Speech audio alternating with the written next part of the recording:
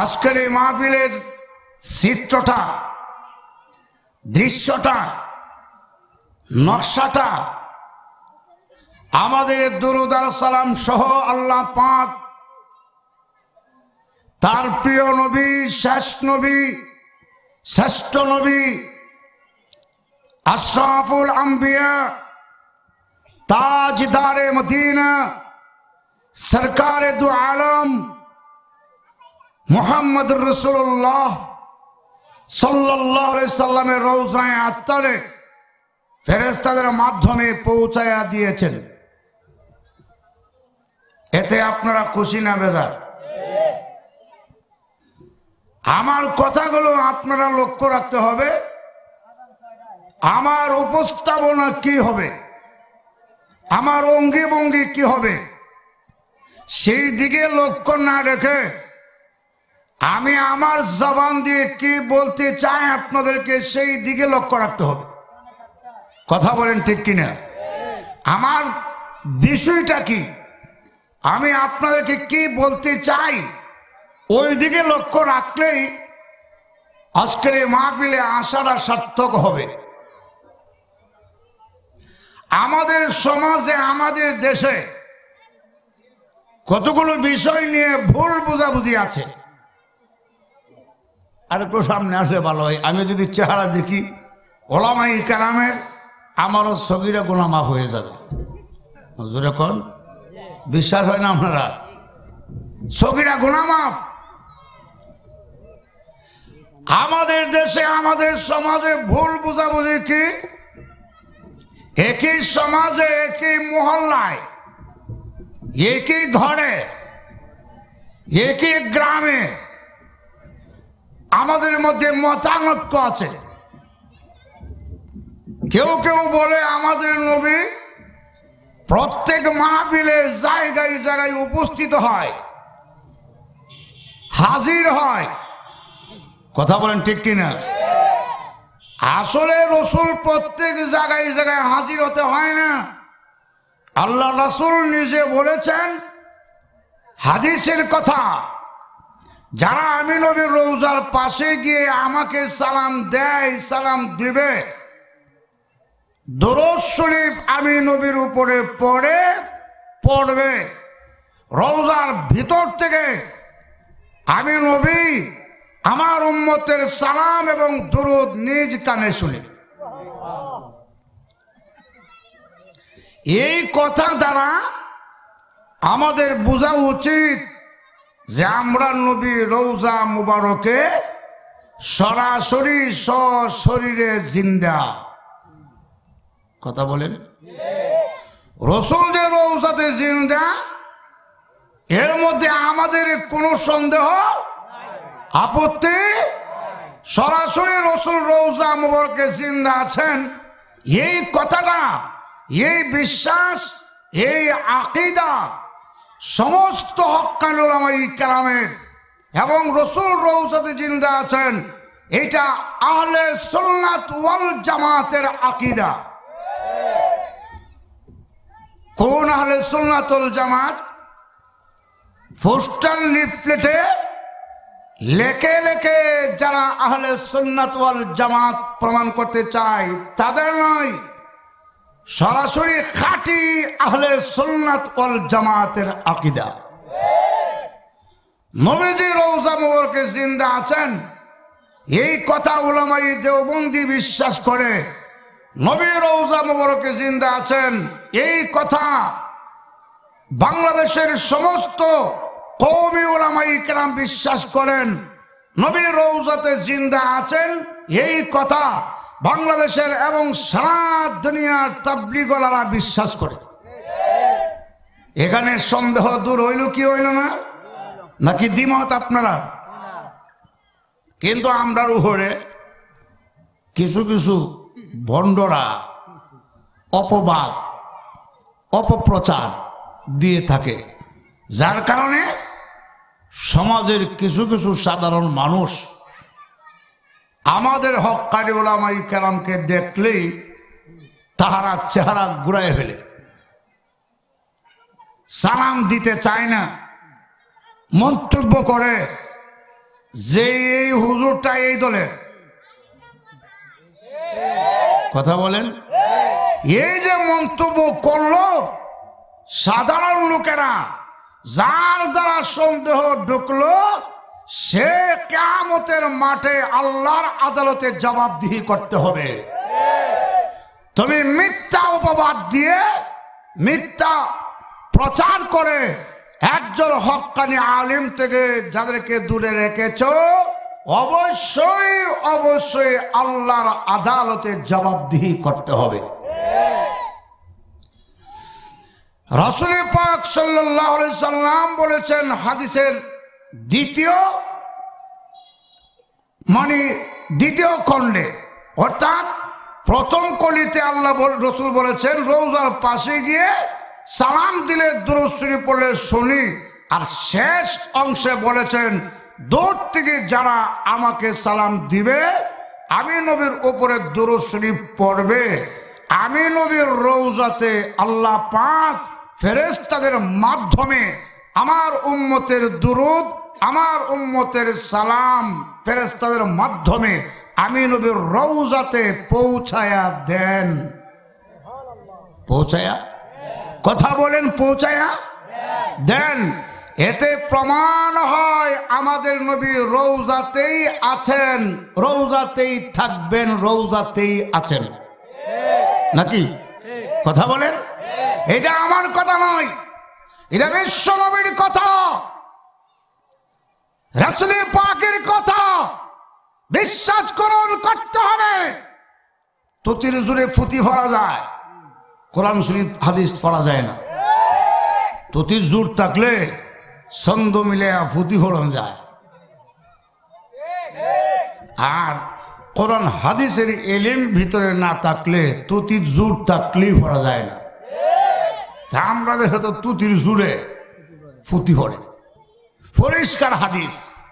এই কথাগুলো আমি প্রত্যেক মাহফিলে ভূমিকার মধ্যে বলে থাকি, যেখানে যাই সেখানে বলি, কারণ যেই রোগে আক্রান্ত মানুষ সেই চিকিৎসা, সেই মেডিসিন দেওয়া উচিত।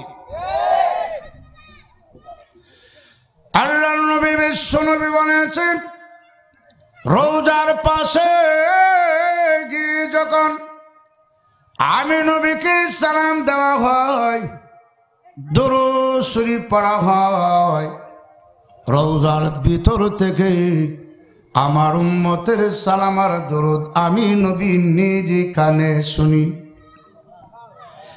আল্লাহর নবী বিশ্ব নবী তামাম পৃথিবীর নবী বলেছেন দূর থেকে যখন আমি নবীকে সালাম দেওয়া হয়, আমি নবীর উপরে দুরূদ শরীফ পড়া হয়, উম্মতের রে আমি নবী জায়গায় জায়গায় হাজিরা দিতে হয় না। মন্থনা, রাজাপুর, হবিগঞ্জ, নবীগঞ্জ, ব্রাহ্মণবাড়িয়া, ময়মনসিংহ আসতে হবে না। মহান আল্লাহ রাব্বুল আলামিন আমি নবীর রওজাতে পৌঁছায়া দেন। আরে প্রজোরে কোন, কারণ আল্লাহ রাব্বুল আলামিন বিশ্ব নবীকে স্পেশাল মর্যাদা দিয়েছেন। আল্লাহ রাব্বুল আলামিন তার নবীর রওজাতে ফেরেশতার মাধ্যমে পৌঁছায় দেওয়ার জন্য হাদিস শরীফে উল্লেখ করা হয়েছে একদল ফেরেশতা নিযুক্ত করেছেন। অসংখ্য ফেরেশতা আছে, ওই ফেরেশতা থেকে একদল ফেরেশতাকে মহান আল্লাহ পৃথিবীর আনাচে কানাচে মোতায়েন করেছেন, যাদের সম্পর্কে বলা হয় সাইয়াহিনা ফিল আরদি, এই পৃথিবীর মধ্যে ভ্রমণ করে, বিচরণ করে। আল্লাহু আকবার বলেন। ওই ফেরেশতাদের দায়িত্ব হলো পৃথিবীর আনাচে কানাচে ভ্রমণ করা।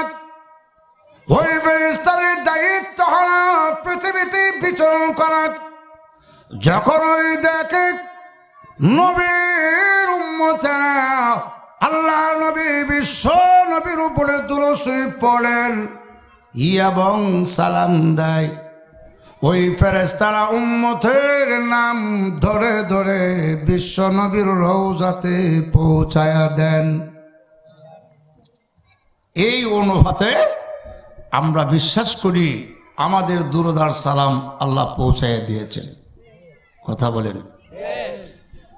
আল্লাহ রাব্বুল আলামিন সূরা আনকাবুতে বিশ্ব নবী তাম পৃথিবীর নবী যে নবীর সৌজন্যে মহান আল্লাহ রাব্বুল আলামিন সব সৃষ্টি করেছেন, ওই নবীকে সূরা আনকাবুতের ৪৫ নম্বর আয়াতে দুইটা নির্দেশ দিয়েছেন। কয়টা? জোরে কোন? দুইটা নির্দেশ আল্লাহ পাক কেন নবীকে দিয়েছেন বলবো। আল্লাহ রাব্বুল আলামিন বিশ্ব নবীকে দুইটা নির্দেশ প্রদান করেছেন। এক নাম্বার নির্দেশ হলো, নবী আমার আপনি তিলাওয়াত করুন। সুবহানাল্লাহ। আপনি কি করুন? তিলাওয়াত করুন। ওগো নবীজি আপনি তিলাওয়াত করুন। উতলু মা উহিয়া ইলাইকা মিনাল কিতাব। আল্লাহ রাব্বুল আলামিন বিশ্ব নবীকে এক নাম্বার নির্দেশ দিয়েছেন, হে নবী আপনি তিলাওয়াত করুন, আপনি পাঠ করুন। কে পাঠ করবেন? আমি আল্লাহ ওহীর মাধ্যমে আপনি নবীর উপরে যেই কিতাব অবতীর্ণ করেছি এই কিতাব আপনি পাঠ করেন। এতে প্রমাণ হয় কোরআনের তিলাওয়াতের গুরুত্ব আল্লাহর কাছে খুবই কম। জোরে কম। যেখানে আল্লাহ রাব্বুল আলামিন বিশ্ব নবীকে বলেন, নবী আমার আপনি তিলাওয়াত করুন, এতে প্রমাণ হয় কোরআনের তিলাওয়াতের গুরুত্ব আল্লাহর কাছে অনেক বেশি। দুই নম্বর হলো ওয়াকিমিস সালাত। আপনি নামাজ প্রতিষ্ঠিত করুন, নামাজ কায়েম করুন। এত প্রমাণ হয় মহান আল্লাহ রাব্বুল আলামিনের কাছে নামাজের গুরুত্ব খুবই কম। জোরে কম। যেখানে মহান আল্লাহ বিশ্ব নবীকে বলেছেন, নবী আমার আপনি নামাজ কায়েম করেন। কিন্তু আমাদের সমাজের কিছু লোকেরা আছে যারা বলে নামাজ ছাড়াই তো ঈমান ঠিক আছে।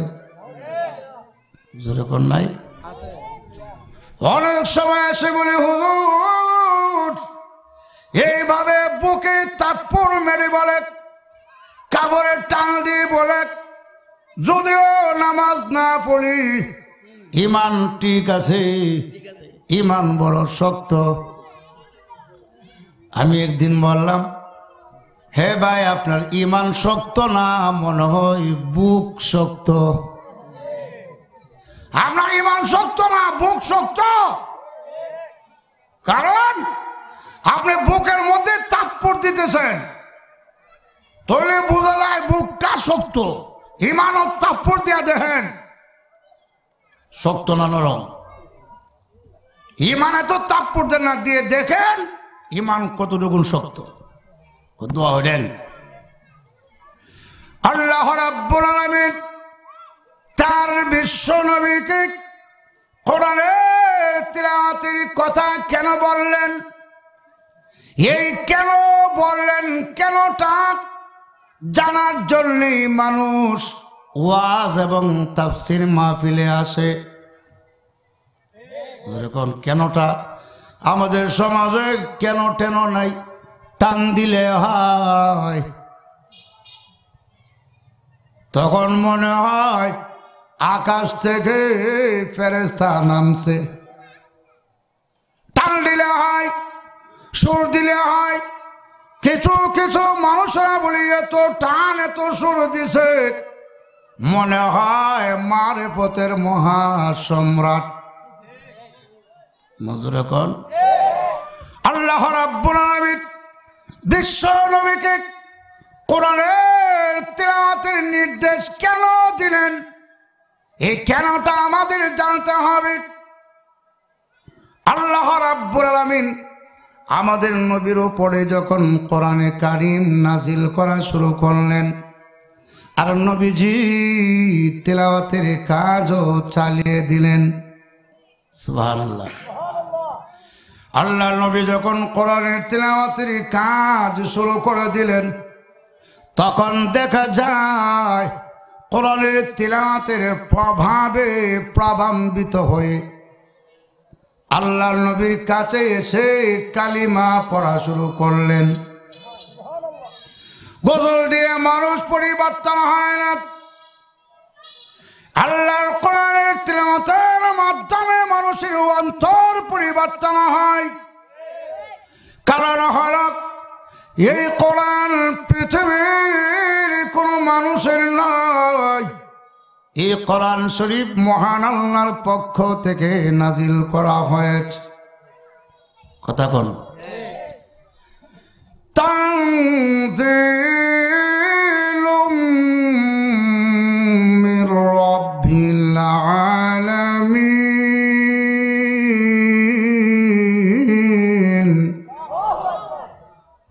এটা বিশ্ব প্রতিপালক মহান আল্লাহর পক্ষ থেকে নাজিলকৃত কোরআন।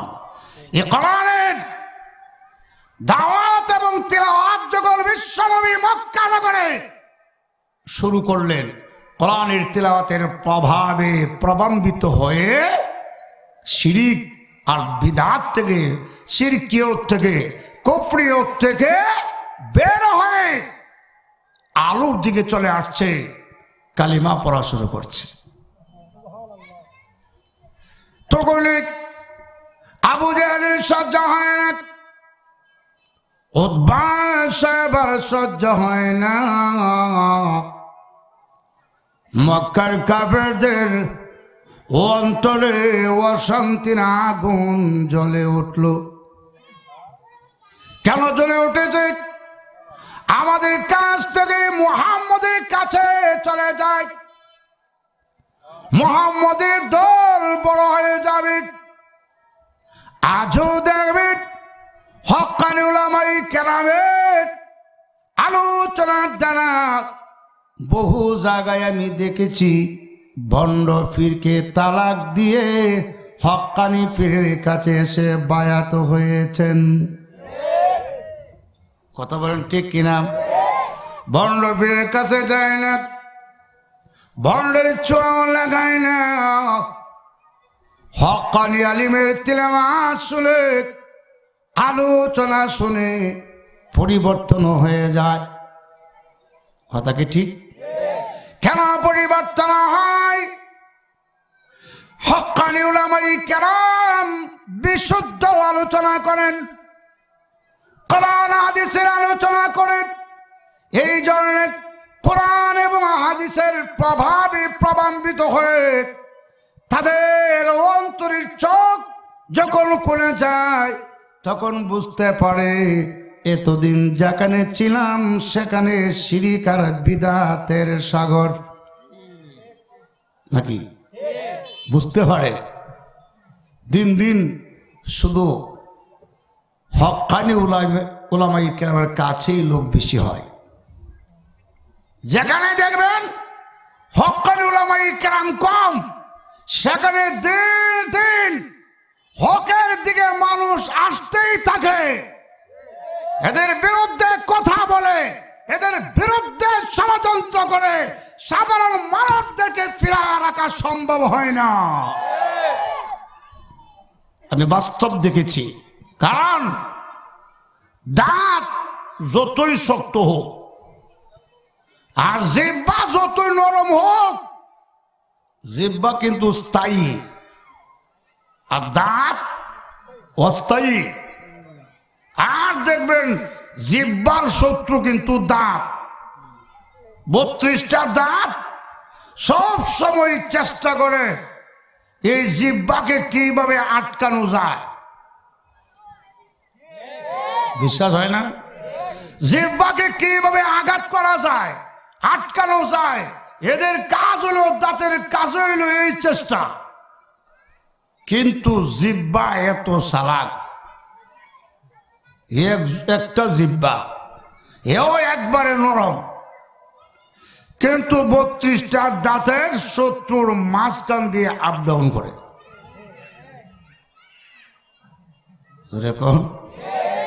আরো জোরে কোন, এত চালাক শত্রু যে একদম হুত পেতে বসে আছে আটকানোর জন্য। জিহ্বা জানার পরেও এর চেয়ে আরো বেশি চালাক জিহ্বা। এই যে সেকেন্ডে সেকেন্ডে আপ ডাউন করতেছে, কিন্তু লাগাল ভাই না, বরং মাঝে মধ্যে একটু আটক করে আটক করে। কিন্তু আটক করলে কি হবে, জিহ্বা ঠিকই থাকে।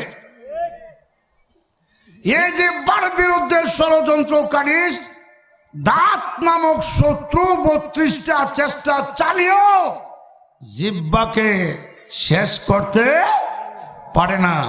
কিন্তু দাঁত নিজেরাই শেষ হয়ে যায়, ভেঙে যায়, টুকরা টুকরা হয়ে যায়, ফোকায় ধরে ফেলে।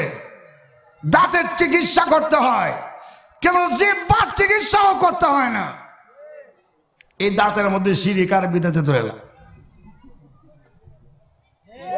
দাঁতের ডাক্তার আছে না, কিন্তু জিহ্বার ডাক্তার আছে নাকি? পাইছেন? জিহ্বার ডাক্তার নাই। এই শত্রু দাঁতের ডাক্তার আছে, এগুলো গিয়ে চিকিৎসা করতে হয়। এবং মৃত্যুর আগে এই দাঁতগুলো অনেকে ভেঙে যায়, টুকরো টুকরো হয়ে যায়। অনেকে দাঁত লইয়া যেতে পারে না, রেখে যেতে হয়। কিন্তু জিহ্বার থেকে কবর পর্যন্ত যায়, যায় কি যায় না?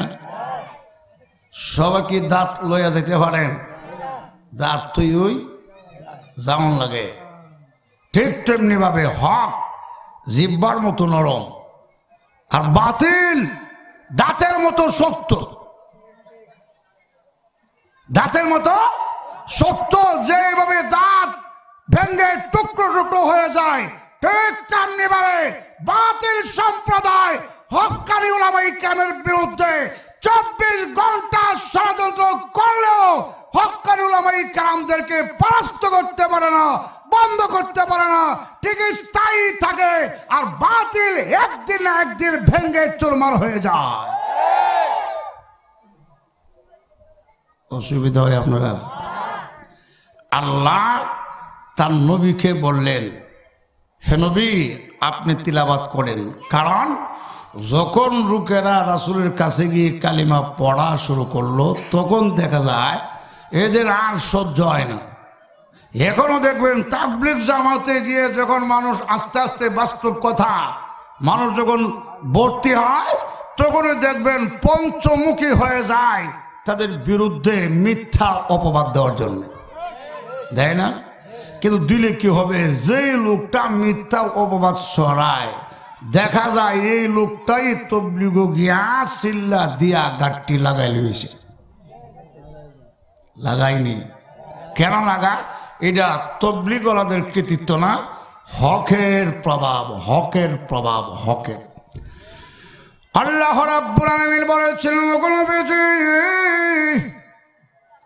আবু জেহেল চেষ্টা করেছে, উতবা সাহেবা চেষ্টা করেছে কোরআন থেকে মানুষকে দূরে রাখার জন্য, কিন্তু আপনি নবী তিলাওয়াত বন্ধ করবেন না, আপনি তিলাওয়াতের কাজ চালিয়ে যান। ওগো নবীজি,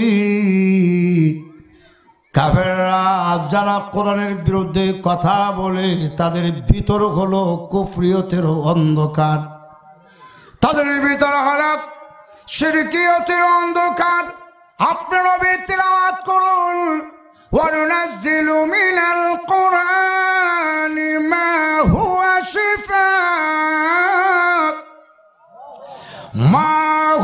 شِفَاءٌ وَرَحْمَةٌ لِلْمُؤْمِنِينَ।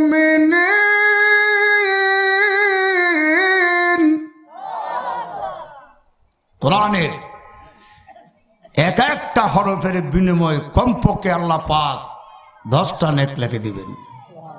আর একটু জোরে কোন অগণবিজি কাফেররা কোরআন থেকে দূরে রাখার জন্য চেষ্টা চালিয়ে যাচ্ছে। এর কারণ হলো তাদের ভিতর হলো কুফরিয়তের অন্ধকার, শিরকিয়তের অন্ধকার। নবীজির কণ্ঠে তিলাওয়াত এত মধুর, তিলাওয়াতের প্রভাবে প্রভাবিত হওয়া শুরু হয়ে গেছে। এমনি কাফেররা মক্কা নগরে দাওয়াত পাল্টা দাওয়াত দেওয়া শুরু করেছে। وقال الذين كفروا لا تسمعوا لهذا القرآن والغوا فيه لعلكم تغلبون। রসুলের তিলাওয়াতে যখন মানুষ প্রভাবিত হয়ে গেল তখন তারা ফাল্টা একটা দাওয়াত শুরু করছে। ফাল্টা দাওয়াতটা কি? তারা বলতেছে মুহাম্মদের কাছে গিয়ে তার কোরআনের তিলাওয়াত কেউ শুনবে না। কেন শুনবে না এটাও আছে, আমি বলবো। বর্তমান অবস্থার সাথে মিল। এখনো দেখবেন কিছু কিছু জায়গাতে তাফসীর মাহফিলের বিরোধিতা করে, তাফসীর মাহফিলে যেন মানুষ না যায় এই দাওয়াতও দেয়। দেয় কি দেয় না? দেওয়ার পরও কিন্তু কিছু মানুষ অনিচ্ছাকৃত ভাবে শুনতে যায়। শুনতে গিয়ে দেখা যায় কোরআনের তিলাওয়াতের প্রভাবে প্রভাবিত হয়ে সঠিক আকীদায় বিশ্বাস হয়ে যায়। কারণ তাদের ভিতর ছিল কুফরিয়তের অন্ধকার, শিরকিয়তের অন্ধকার। এই জন্য দেখা যায় কোরআনের দ্বারা যখন আলোকিত হয়ে যায় অন্তর, কোরআনের তিলাওয়াতের মাধ্যমে যখন অন্তরে ধাক্কা লেগে যায়, কুফরিয়তের অন্ধকার, শিরকিয়তের অন্ধকার দূর হয়ে আলোর দিকে চলে আসে। আমার জানা মতে বহু জায়গায় আমি দেখছি ওয়াজ তাফসীর শুনতে যায় না, রাস্তা দিয়ে গেছে, কানের মধ্যে আওয়াজ আসছে, এমনি দাঁড়িয়ে গেছে। দাঁড়িয়ে দাঁড়িয়ে শুনতে শুনতে এমন হয়ে গেল পরবর্তী সময়ে বলে কোন জায়গায় তাফসীর হয়, কোন জায়গায় অমুক হুজুর আসে, সেখানে যাইতে হবে। কারণ আজকে যা শুনলাম শুধু কোরআন হাদিস শুনলাম, আর আমরা যেখানে যাই এক কান আয়াত পড়া 10 গান গজল গায়া একটা গান গায়া শেষ।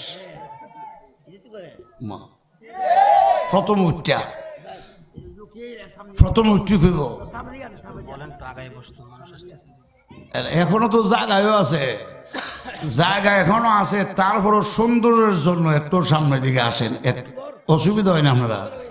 না কষ্ট হইতেছে? কারণ আপনারা কষ্ট হইলে আমার আরো ভালো, সময়ও হাতে কম। কারণ হলো 7টা তো আজানই হবে, তবে 8টাও বাঁচতে পারে। রাজি নি আপনারা? আরো জোরে কোন কারা কারা রাজি? হাত নামান। আলহামদুলিল্লাহ। এই জন্য শুরু হয়ে গেলে আমি প্রথমে বলি না সামনে আসার জন্য, কারণ যারা যেখানে জায়গা পায় সেখানে বসো। এসারের পর থেকে শুরু হইব, জায়গা তো হবেই না। এখনো আলোচনা যেভাবে আপনারা শুনতে আছেন আমার মনে হয় শেষ পর্যন্ত জায়গা যে হবে বিশ্বাস হয় না। এখন রসুলের তিলাওয়াত থেকে ফিরে রাখার জন্য তারা বিভিন্ন যুক্তি পেশ করেছে, বলবো। وقالوا لولا نزل هذا القرآن على رجل من القريتين عظيم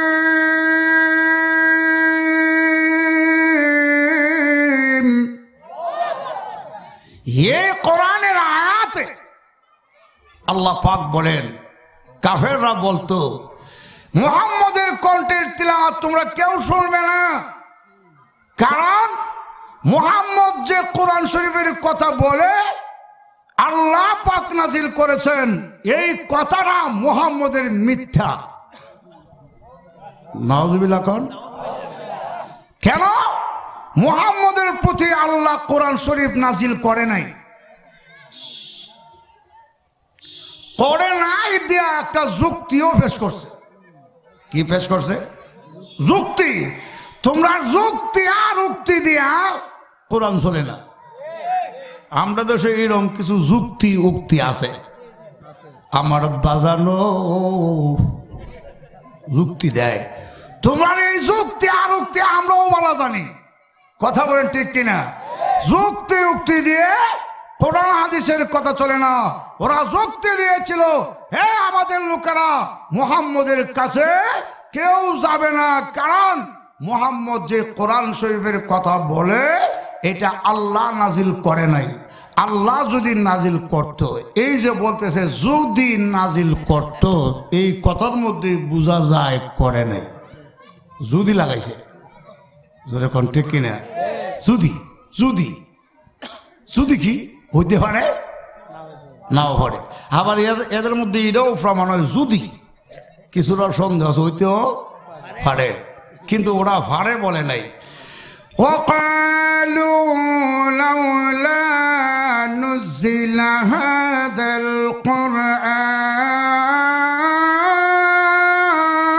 القرآن على رجل من القريتين عظيم।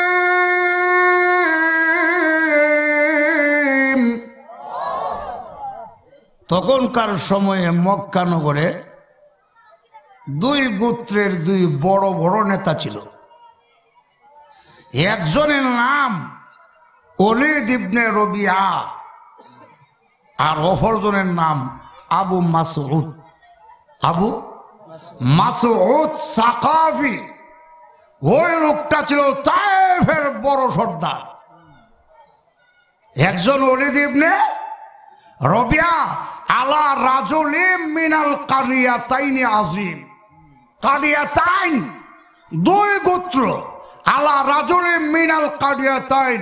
আবু জেহেল, উতবা, সাইবা এবং কাফেররা সাধারণ মানুষদেরকে দৃষ্টান্ত দিয়ে যুক্তি দিয়ে বুঝাইতে চাইল, দেখো আমাদের সমাজে দুই গোত্রের দুই বড় বড় নেতা আছে, একজনের নাম ওলীদ ইবনে রবিয়া, আরেকজনের নাম আবু মাসউদ সাকাফি, তায়েফের বড় সর্দার। অতএব তোমরা কি বুঝো না, আল্লাহ যদি কোরআন শরীফ নাজিল করার প্রয়োজন মনে করত, তাহলে হয়তো ওলীদ ইবনে রবিয়া আর না হয়তো আবু মাসউদ সাকাফি, তায়েফের বড় সর্দার, এই দুইজন থেকে যে কোনো একজনের প্রতি কোরআন শরীফ নাজিল করত। আরে বোকা, মনোনয়ন তো তোমার কথা মত হইতো না। কত প্রার্থী, মাইকিং, পোস্টারিং, আরো কত প্রচারের কাজে ব্যস্ত। আগামী জাতীয় সংসদ নির্বাচনে অমুক ভাইকে দেখতে চাই, একজনই না অনেক। এখন দেখতে চাই যে সবাই হইল, আরেকজন আছে দেখতে চাই দলের প্রধান। দলের প্রধান আল্লাহ তো এইভাবে জরিপ করুন লাগে না। দলের প্রধানের দায়িত্ব হইল গোয়েন্দা লাগাইব, যাও প্রচারের কাজ চালাচ্ছে। এই নান্টু বল্টুল লিলু বিলু হেরাল চালাইছে। এখন বুঝতে হবে মাঠ পর্যায়ে কার জনপ্রিয়তা আছে, তখন দেখা গোয়েন্দা রিপোর্ট যায়, তারপরে নেতা কর্মীদের পক্ষ থেকে রিপোর্ট নেয়, যাচাই বাছাই করা যখন দেখে ওই লোকটাকে দেওয়া যায় যে লোকটার বেশি প্রচারণাও নাই, ঘুমাই রয়েছে মনে হয়।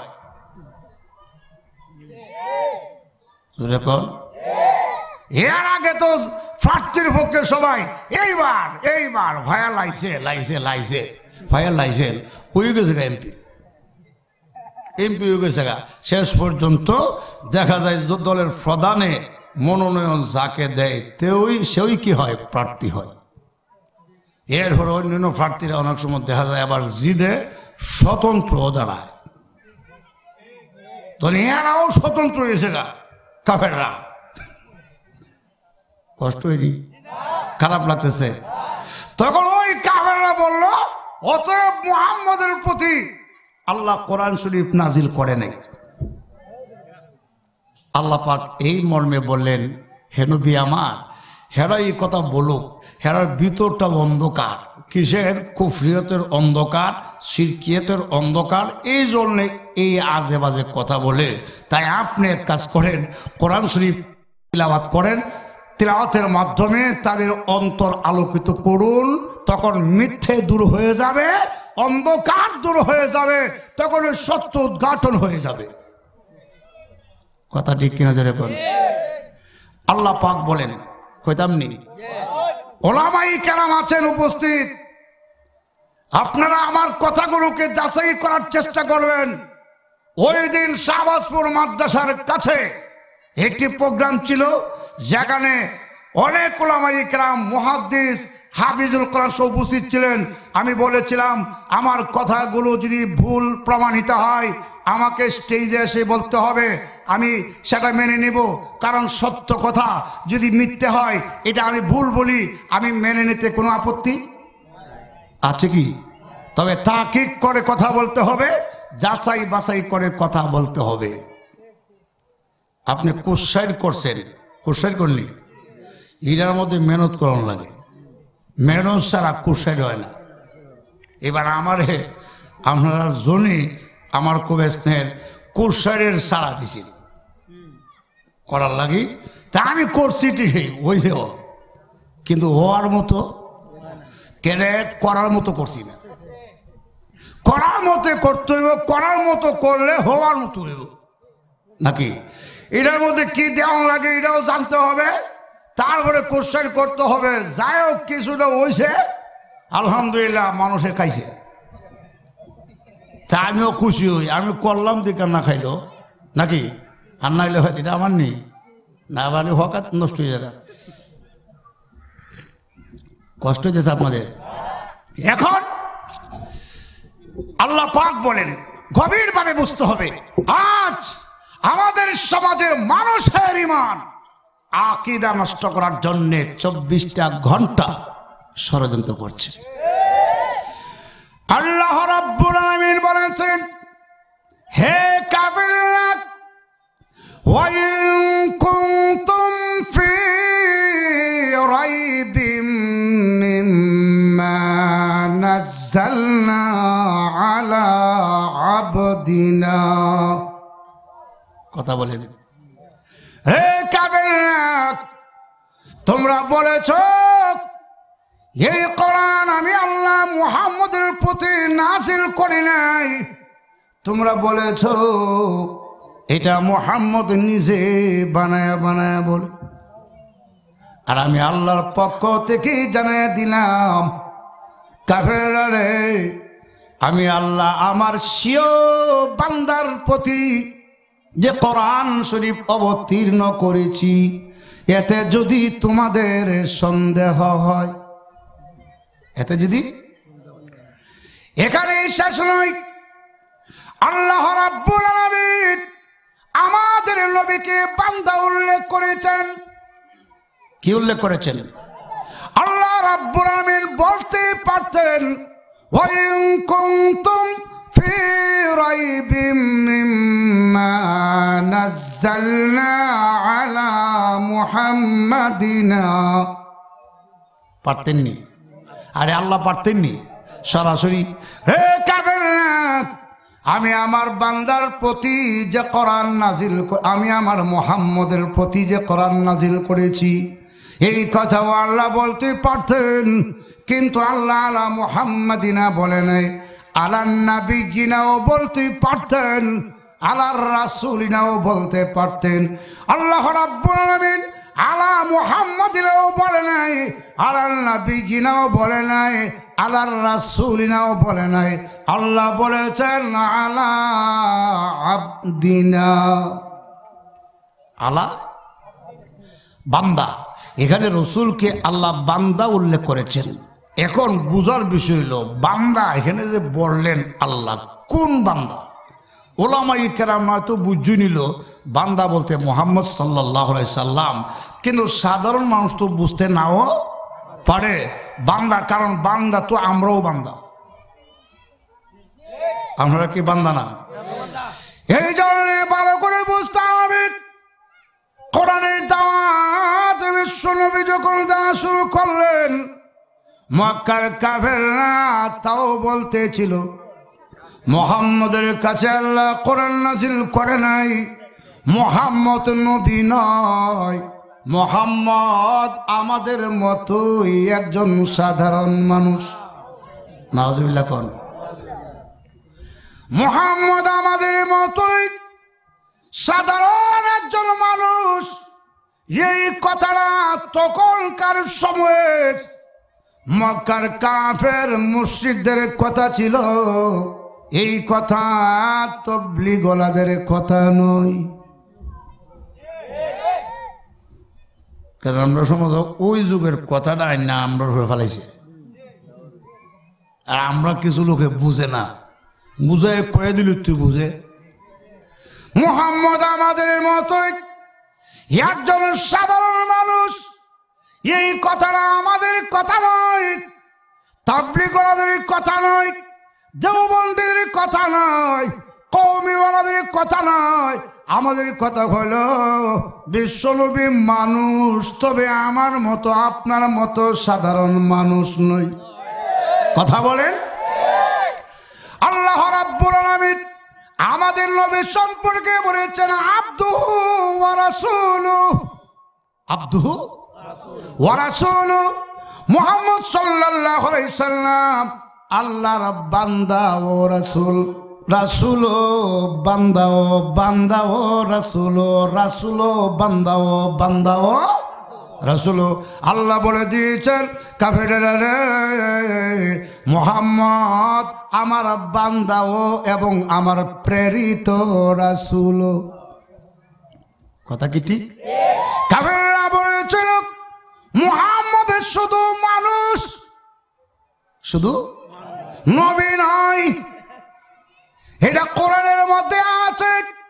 মুহাম্মদ হাটে যায়, বাজারে যায়, খাওয়া দাওয়া করে, অতএব মুহাম্মদ আমাদের মতোই একজন সাধারণ মানুষ, নবী হতে পারে না।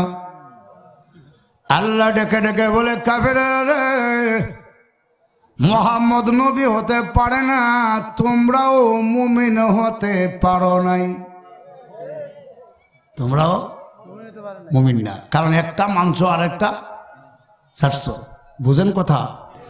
ঠিক তেমনি ভাবে ওই মক্কার কাফেরদের মতো আমাদের সমাজেও কিছু মানুষ আছে যারা মুহাম্মদ সম্পর্কে একটা মানে আর একটা মানে না। কাফেররা বলেছিল মুহাম্মদ শুধু মানুষ, নবী নয়। এখনকার কিছু লোকেরা বলে মুহাম্মদ সাল্লাল্লাহু আলাইহি সাল্লাম শুধু নবী, তিনি মানুষ নয়। শুধু নবী।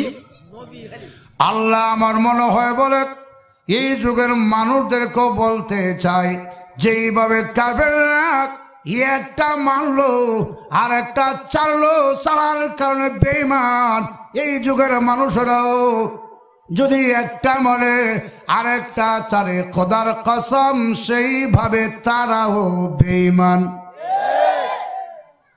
কষ্ট হইছে? ইসলাম উদ্দিন ফারুকি সত্য কথা যখন বলে তখনই তার মুখ খারাপ হয়ে যায়। আল্লাহ বলেছেন আব্দুহু ওয়া রাসূলুহু, বান্দা ও রাসূল। হেরা বলছে শুধু বান্দা, এই জন্য কাফির। হেরা বলে শুধু নবী, বান্দা না, হেরাও কাফির। এটা কি আমার কথা? কার? আল্লাহর কোরআনের। তবে রাসূলকে বান্দা স্বীকার করবেন ঠিক, তবে আমার মতো আপনার মতো সাধারণ বান্দা যদি মনে করেন তাহলেও বেমান। আমরার মতো সাধারণ যে বান্দার সঙ্গে পৃথিবীর কারো তুলনা হয় না, উপমা হয় না, যে বান্দার সৌজন্যে মহান আল্লাহ সব বানাইলেন। আরো জোরে কোন আপনি তিলাওয়াত করুন। তাই বিশ্বনবী তিলাওয়াত শুরু করে দিয়েছেন। আল্লাহ বুঝায় দিয়েছেন, নবী আমার আপনি যখন তিলাওয়াত করবেন, তিলাওয়াতের মাধ্যমে চিকিৎসা হবে, অন্তরের কুফরিয়ত দূর হয়ে যাবে, শিরকিয়ত দূর হয়ে যাবে। যখন তখন দেখবেন কালিমা পড়া শুরু করবেন। তাই আল্লাহর নবী বিশ্ব নবী তিলাওয়াতের কাজ শুরু করলেন। বলবো আর রহমান আল্লামাল কুরআন। এর চেয়ে মধুর বাণী আল্লাহর জমিনে আর কি হতে পারে? হতে পারে কি? আকাশেও নাই, জমিনেও নাই। আল্লাহর কথার চেয়ে বড় কথা হতে পারে না। কিন্তু আজকে আমরা আল্লাহকে ভুলে গিয়েছি, আল্লাহর কোরআনকে ছেড়ে দিয়েছি, ছেড়ে দিয়ে আজে বাজে কথা সমাজে প্রচার করি। আল্লাহ বলেন, তুই আমারে ডাকে রে বান্দা, তুই আমারে ডাক। বলেন, তুই আমারে ডাকে রে বান্দা, তুই আমারে ডাক। আমার সুন্দর মিষ্টি মধুর, আমার সুন্দর মিষ্টি মধুর নাম ধরে ডাক। তুই আমারে ডাকে রে বান্দা, তুই আমারে ডাক। কার কথা? ফাদউনি ফাদউনি আস্তাজিব লাকুম। তোমরা আমাকে ডাকো, আমি আল্লাহ তোমাদের ডাকে সাড়া দিব। কাকে ডাকবেন? আমরা ডাকি কাকে? আমার গাউসে ফাকের নাম লইলে আল্লাহ পাওয়া যায় রে বাবা। গাউসে ফাকের নাম লইলে আল্লাহ পাওয়া যায়।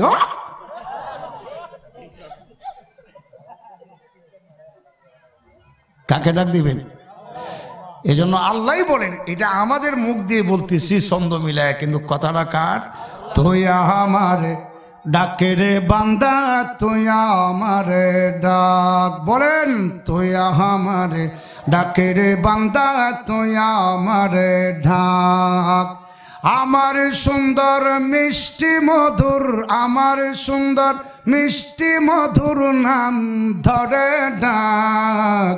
তুই আমারে ডাকে রে বান্দা, তুই আমারে ঢাক। তুই আমারে ডাকে রে বান্দা। বান্দারে তুই বল দেখি কি তোর প্রয়োজন, তোর তোরে দেখে না বান্দা সকল আয়োজন। হ্যাঁ বান্দা, আমাকে বল তোর কি প্রয়োজন। তুই খাদরে কোষ করে, ল্যাংটারে কোষ করে। কোন এই সুন্দর ফল, সুন্দর ফুল, মিঠা নদীর পানি, লেনটা তোমার মেহেরবান। কথা কয় না? এই সুন্দর ফল, সুন্দর ফুল, মিঠা নদীর পানি, খাজা তোমার মেহের। কথা কয় না? কাজার মেহরবানি কার?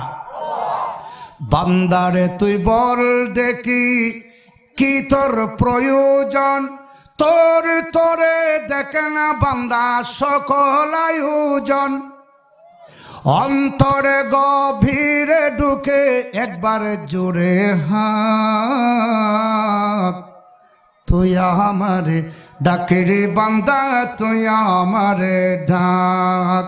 তুই আমারে ডাক রে বান্দা তুই আমারে ডাক আমার সুন্দর মিষ্টি মধুর আমার সুন্দর মিষ্টি মধুর নাম ধরে ডাক তুই আমারে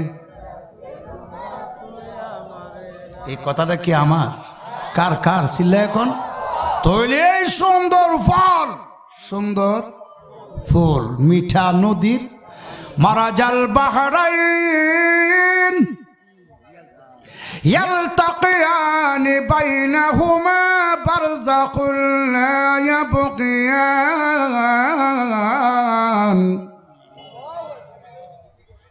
আমরা যদিও মনে করেন ফারুকি হুজুর গজল গায় কিন্তু গজল একটু যাচাই শুধু জানে না একটু যাচাই করে গায় কথা বলেন হি আর যাচাই ছাড়া গজল গাইলে তো অভাবই নাই টান মারলে মানুষ কায়ত হয়ে যায়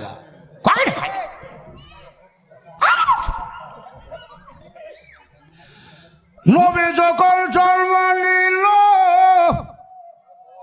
হাইরে বেদিনেরা বিষ খাওয়াইল সাতনা বিষ দিল মুখে তুলে হৃদয় খুলে নবীর দরুদ পড় দিলে দিলে কি মনে করেন কি মনে হয় আপনাদের এই নিয়ামতটা কি কম আরে এই কণ্ঠটা কি কম আরে এরা আমার অহংকারী না দিয়েছেন কে আল্লাহর নিয়ামতের কথা আমি বুঝাইতেছি আপনাদেরকে আমাকে আল্লাহ যে কণ্ঠ দিয়েছেন এই কণ্ঠ আল্লাহর কত বড় নিয়ামত যদি আজীবাজে টান মারি মানুষ কাইতে হয়ে জায়গা একদিন বুঝাইবার লাগি টান মারছি এক বুড়া বেড়া কো বাবা বাবা বাবা আমি বলছি বাবা কইতেছে কো বাবা কি যে কো বাবা কষ্ট হয়নি আপনারা মারাজাল বাহরাইন ইয়ালতাকিয়ান বাইনাহুমা বারযাখুন লা ইয়াবগিয়ান কয়টা বাজে টাইম বুধ শেষ বাজে কয়টা জি কয়টা বাজে তখন বিজয় ত্যাগ করুন তখন বিশ্বনবী ত্যাগ শুরু করে দিয়েছেন আর রহমান আল্লামাল কুরআন খালাকাল ইনসান আল্লামাহুল বায়ান নবীজি মধুর কণ্ঠে তিলাওয়াত শুরু করে দিয়েছেন এমনি দেখা যায় কয়েকজন যুবক রাস্তা দিয়ে যাচ্ছে থমকে দাঁড়িয়ে গেল তাদের কানে আওয়াজ যখন পৌঁছে গিয়েছে আর রহমান আল্লামাল কোরআন তারা তখন আর স্থির থাকতে পারে না এত মধুর কণ্ঠের তিলাওয়াত জীবনে কোনোদিন শুনি নাই আচ্ছা আপনারা বলেন তো কোরআনের তিলাওয়াতটা যখন আপনাদের কানে পৌঁছে একটা ধাক্কা কি লাগে না সত্য কথা বলেন লাগে তো লাগবে এটা কি আমার কৃতিত্ব না আল্লাহ জোরে এখন কার আহা অথচ আবু জেহেল আবু সুফিয়ান কোরআন থেকে মানুষকে দূরে রাখার জন্য চেষ্টা করেছিল এদের ব্যাপারে আল্লামা জালালউদ্দিন সুয়ুতি রাহমাতুল্লাহ আলাইহি তিনি লিখেছেন গভীর রজনীতে নবীজির হুজরা মুবারকের পিছনে দাঁড়ায়া দাঁড়ায়া নবীর কণ্ঠের তেলাওয়াত শুনতে আছে আবু জেহেল দাঁড়িয়ে দাঁড়িয়ে শুনে আবু সুফিয়ানের খবর নাই আবু সুফিয়ান শুনে আখনাস বিন সুরাইকের খবর নাই আল্লামা জালালউদ্দিন সুয়ুতি তিনি লিখেছেন রাত যখন শেষ হয়ে যাচ্ছে এই মুহূর্তে ভোরবেলা আবু জেহেল চলে যায়, আবু সুফিয়ান চলে যায়, আখনাস বিন সুরাইক চলে যায়। চৌরাস্তার মাঝখানে আবু জেহেলের সাথে দেখা হয়ে গেল। আবু সুফিয়ান ডাক দিয়েছেন, হে আবু জেহেল, এত সকাল বেলা কোত্থেকে তুমি এসেছ জানতে চাই। আবু জেহেল বলল, আবু সুফিয়ান রে, আমি কোত্থেকে আসছি তুমি জানতে চাও, আমিও জানতে চাই তুমি কোত্থেকে আসছো। আল্লাহু আকবার বলেন। আবু সুফিয়ান বলতে আছে, হে আবু জেহেল, আপনি হলেন বড় নেতা, আপনি আগে বলুন কোত্থেকে আসছেন। এই মুহূর্তে আবু জেহেল জবাব দিয়েছেন, আবু সুফিয়ান রে, খোদার কসম, মুহাম্মদের কণ্ঠের তিলাওয়াত নিজেও শুনি না, অন্যদেরকেও শুনতে দেয় না, কিন্তু মুহাম্মদের কণ্ঠের তিলাওয়াত যদি না শুনি রাত্রে চোখে ঘুম আসে না। আবু সুফিয়ান রে, মুহাম্মদের কণ্ঠ থেকে কোরআনের তিলাওয়াত শুনে এসেছি। আবু সুফিয়ান জবাব দিয়েছেন, আমিও সেখান থেকে এসেছি। আখনাস বিন সুরাইক বলল, আমিও সেখান থেকে এসেছি। তখন আবু জেহেল বলল, আর কোনদিন যাওয়া যাবে না, কারণ সাধারণ মানুষ যদি জানতে পারে আমাদের নেতৃত্ব থাকবে না। ঠিক আছে, কিন্তু এর পরের দিনও গেছে, আবার এই কথা কয়, আর যাওয়া যেত না, লোকেরা জানলে টের পাইলে নেতা মানত না। এর পরের দিনও গেছে। তৃতীয় দিন এসে যখন শেষ হয়ে গেছে, এমনি আবু জেহেল জিজ্ঞেস করল, রে আবু সুফিয়ান, মুহাম্মদের কণ্ঠের তিলাওয়াত তুমিও শুনেছ, আমিও শুনেছি, এবার বলো তিলাওয়াতের মধ্যে কি পাওয়া যায়। আখনাস বিন সুরাইক লাঠির মধ্যে ভর দিয়ে দিয়ে তাদের কাছে আসছে, এসে বলল, আবু জেহেল রে, আবু সুফিয়ান, তোমরা যাই বলো, আমার মনের সাক্ষী দেয় এই কোরআন স্বয়ং মহান আল্লাহ নাজিল করেছেন। এরপরও কালিমা বিশ্বাস করেন, একটু জিকির করেন, লা ইলাহা ইল্লাল্লাহ পড়েন।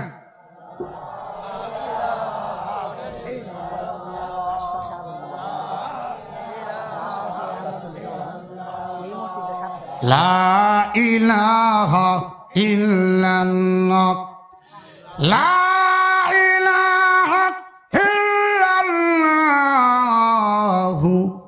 মুহাম্মাদুর রাসূলুল্লাহ সাল্লাল্লাহু আলাইহি ওয়াসাল্লাম। যুবকদের কানে আওয়াজ যখন পৌঁছে গিয়েছে, এমনি বলল, এত মধুর কণ্ঠের তিলাওয়াত জীবনে কোনদিন শুনি নাই। আবু সুফিয়ান আমাদেরকে বিরত রেখেছে, চলো আবু সুফিয়ানের কাছে যাব, জিজ্ঞেস করব মুহাম্মদের বিরোধিতা কেন করে। কইতাম নি, গভীর রাত্রে আবু সুফিয়ানের বাড়ির সামনে গিয়ে হাজির। আবু সুফিয়ান, হে আবু সুফিয়ান, ঘরের ভিতর থেকে আওয়াজ আসছে, এত রাত পরে কে তোমরা আমাকে ডাকতেছ? যুবকরা বললেন, আবু সুফিয়ান, ভয়ের কোনো কারণ নাই, চিন্তার কারণ নাই, আমরা তোমার বংশের যুবকরাই এসেছি। এত রাত পরে কেন আসছ? কেন আসছি এটা বলার জন্য আসছি, ঘরে থাকলে হবে না, বাইরে আসো। ঘরের ভিতর থেকে বাইরে যখন আসছে, যুবকরা বলতে আছে, আবু সুফিয়ান, মুহাম্মদের ব্যাপারে তোমরা বলেছ এটা মুহাম্মদ বানিয়ে বানিয়ে বলে, এই জন্য তুমিও শোনো না, আমরাও শুনতে চাই না, কিন্তু একটু আগে মুহাম্মদের কণ্ঠের তিলাওয়াত শুনে এসেছি। আমাদের মনে হয় এই কোরআন স্বয়ং মহান আল্লাহ নাজিল করেছেন। আল্লাহু আকবার বলেন। রে আবু সুফিয়ান, গভীর রজনীতে এসেছে, সত্য কথা বলে দিবেন। মুহাম্মদ যদি না বানিয়ে বানিয়ে বলে থাকে তাহলে তারা প্রমাণ পেশ করুন, আর যদি আল্লাহ নাজিল করে থাকে কেন মানেন না সেটাও বলুন। একটু নীরব হয়ে গেল আবু সুফিয়ান। হঠাৎ করে ডাক দেয় উপরের দিকে তাকাইয়া, যুবকেরা রে, আমি আল্লাহর কসমকে বললাম, রাত এখন গভীর, আশপাশে কোনো মানুষ নাই, পাখি পর্যন্ত ঘুমিয়ে আছে। তারপরেও যদি সত্য কথা বলতে হয় জোরে বলা যাবে না। যুবকরা বললেন, জোরে বলার দরকারও নাই, তুমি আগে কো, এরপরে আমরাই জোরে কো মনে গিয়া, নাকি তুমি আগে জানাও, তুমি তো বড় নেতা। এই মুহূর্তে আবু সুফিয়ান জবাব দিয়েছেন, আল্লাহর কসম, আব্দুল্লাহর পর মুহাম্মদ যে কোরআন শরীফের তিলাওয়াত এবং দাওয়াত দেয়, এটা যে আল্লাহ নাজিল করেছে বিন্দু পরিমাণ কোনো সন্দেহ নাই, বিন্দু পরিমাণ। যুবকরা বললেন, সন্দেহ যদি নাই থাকে মানেন না কেন? তাও বলেন। হযরতে আবু সুফিয়ান জবাব দিয়েছেন, না মানার কারণ হল আমি আর মুহাম্মদ একসঙ্গে উঠা বসা চলাফেরা ছিল, আমার প্রতি আল্লাহ কোরআন শরীফ নাজিল না করে মুহাম্মদের প্রতি যে করলো, এই জন্য মনের জিদে মুহাম্মদের কণ্ঠের তিলাওয়াত শুনিও না, মানিও না। এখনো আমাদের সমাজে কিছু কিছু জায়গায় এমন লোক পাওয়া যায়, মনের জিদে নিজের মহল্লার মসজিদে নামাজ না পড়া আরেক মহল্লা দিয়ে পড়ে। আপনাদের এলাকায় নাই? হ্যাঁ, মাধবপুর মন্তলা এদিকে খুব কম, কিন্তু আমরা ব্রাহ্মণবাড়িয়া নাসিরনগর দিকে প্রায়ই পাওয়া যায়। জুম্মার দিন আরেক জায়গা জিজ্ঞাসা করলে কয়, বাবা ইমাম ভালোই, মসজিদের সভাপতির সাথে মিল নেই। এমনি যুবকরা বলেছেন, আবু সুফিয়ান আপনার মনে মিল নাই, এতে আমাদের জানা দরকার নাই, মুহাম্মদের সাথে আমাদের কোনো মিল নাই, কথা দিলাম রে, আজ থেকে বিশ্ব নবীর তিলাওয়াত থেকে বিফিরায়া রাখতে পারবি না।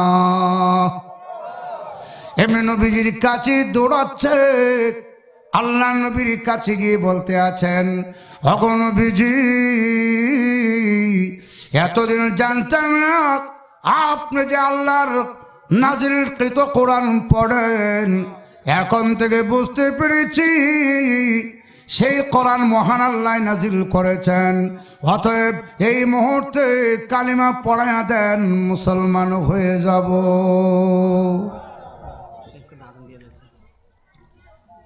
আটটা পর্যন্ত ওয়াজ চলবো, আমার রাজি নেই। আপনারা রাজি যে ঠিক আছে, কিন্তু সওয়াব পাবেন 8টা পর্যন্তই, কিন্তু কর্তৃপক্ষের যে একটা সিস্টেম নিয়ম আছে এটাও মানতে হবে, আর নয়তো আমারও আবেগ আজকা কম আছেন না, মাত্র আমি শুরু করছি, বুঝেন না কথাটা? আমি আমার জানা মতে মাত্র শুরু করছি, শেষ তো না হই। অন্যদিন যদি আবার দাওয়াত দেয় আর কি কেউ, তাহলে ইনশাল্লাহ বলবো। আর আমার কথাটা হলো, এই কোরআনের তিলাওয়াত রসুলকে যে আল্লাহ বলেন তিলাওয়াত করুন, এর দ্বারা তাফসীর কিতাবে লেখা হয়েছে কোরআনের শিক্ষার গুরুত্ব বোঝানো হয়েছে। 2 নাম্বারটা হলো নামাজ পড়ুন, আর নামাজ পড়তে হলে তো অবশ্যই কোরআন শিখতে হবে, নাকি? কাজেই কোরআনের শিক্ষা, কোরআনের দ্বারা শিরকি হওয়া, বিদআতি হওয়া যেন দুনিশ্চিত হয়, সেই দিকে চেষ্টা করতে হবে। আর বাতিল সম্প্রদায়ের বিরুদ্ধে দাঁত ভাঙা জবাব দেওয়ার জন্য যে প্রয়োজন এসে যায়, আপনারা কারা কারা রাজি হাত তুলে দেখায় দেন।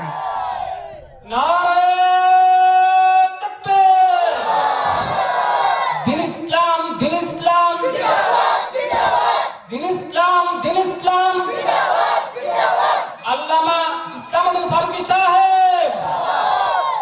আল্লাহ পাক আমাকে আপনাকে সকলকে কোরআনের শিক্ষা করার, 5 ওয়াক্ত নামাজ যথারীতিভাবে পড়ার তৌফিক দান করুক, সকলে বলি আমিন। ওয়া আখিরু দাওয়ানা আনিল হামদুলিল্লাহি রাব্বিল আলামিন। আসসালামু আলাইকুম ওয়া রাহমাতুল্লাহি ওয়া বারাকাতুহু। আর ছিলেন আজান দিবার ফাঁকি একজন আছে যে শরীয়তপুরি সাহেব, বাংলা করে একেবারে ছাতাটা ধরবেন, আজান না দিয়ে ছাড়বেন না। কুয়েত থেকে আয়া পড়ছে, ওনার না করবেন কেমনে? আচ্ছা যাক।